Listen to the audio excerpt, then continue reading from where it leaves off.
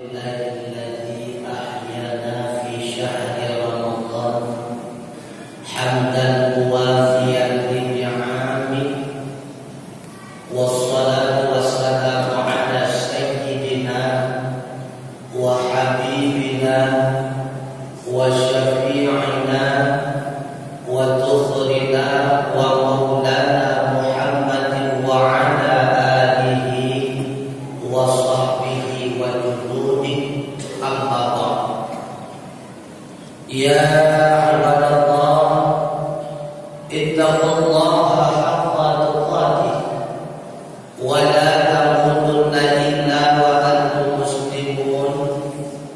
وقال الله تعالى في القرآن الكريم وهو أصدق القائلين: أعوذ بالله من الشيطان الرجيم بسم الله الرحمن الرحيم.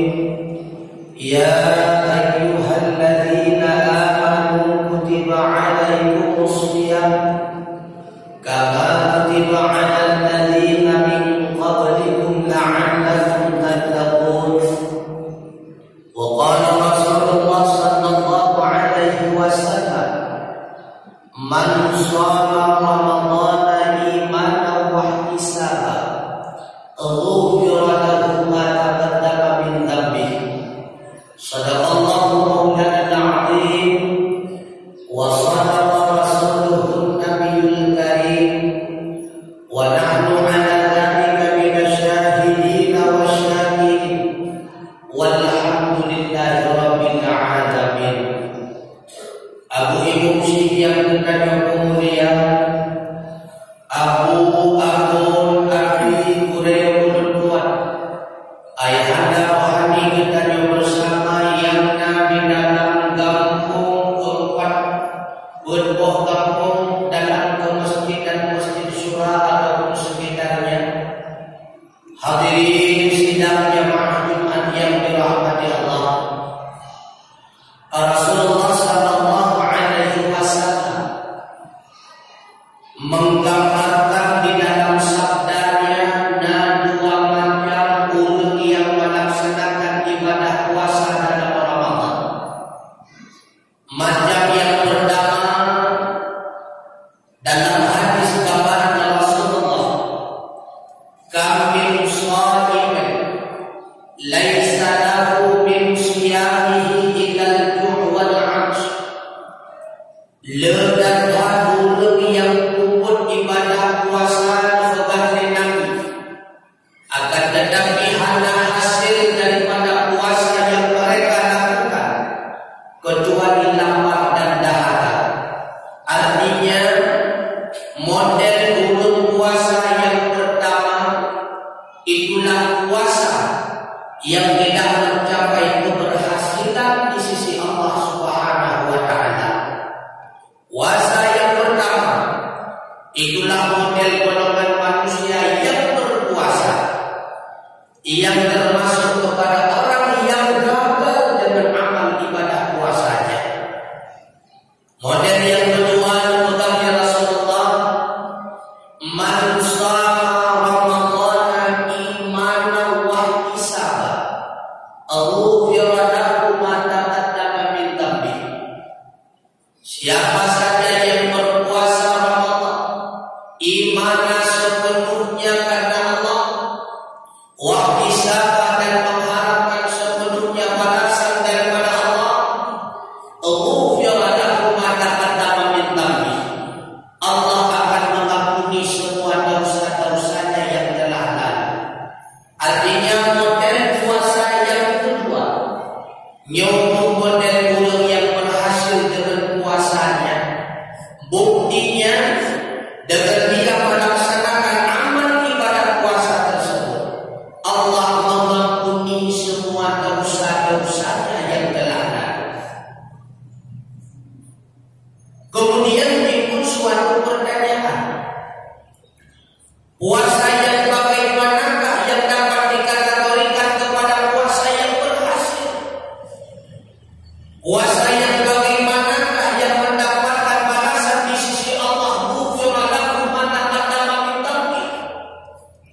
Itulah puasanya orang-orang yang ketika selesai mereka daripada melaksanakan amal ibadah puasa, mereka mendapatkan satu martabat titel di sisi Allah Ta'ala berupa titel la'allakum tattaqun.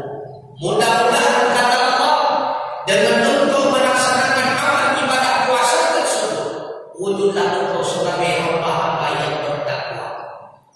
Maka puasa yang berhasil itulah puasa yang mampu mewujudkan si pelakunya wujud sebagai hamba-hamba yang bertakwa. Artinya puasa yang berhasil adalah puasa yang mampu melahirkan 5 unsur dasar, yang 5 unsur dasar tersebut merupakan bahagian daripada unsur ketakwaan kita kepada Allah Subhanahu wa Ta'ala. Maka tujuan pokok daripada ibadah puasa agar wujud si pelakunya menjadi hamba-hamba yang bertakwa. Pakipan sirana ulama bertakwa yang pertama, alladzina yu'minuna bil ghaib. Yang kedua, wa yuqimuna shalah. Yang ketiga, wa mimma razaqnahum yunfiqun. Yang keempat, walladzina yu'minuna bima unzila ilaika wa ma unzila min qablik. Dan yang kelima, wa bil akhirati hum yuqinun. 5 unsur tersebut merupakan unsur-unsur yang mewujudkan seseorang benar-benar dikatakan dengan muttaqin. Dzalikal kitabul la raiba fihi, kata Allah. Tidak ada keraguan di dalam Al-Quran tersebut. Hudan lil muttaqin. Al-Quran tersebut menjadi petunjuk orang-orang yang bertakwa. Siapa orang yang bertakwa?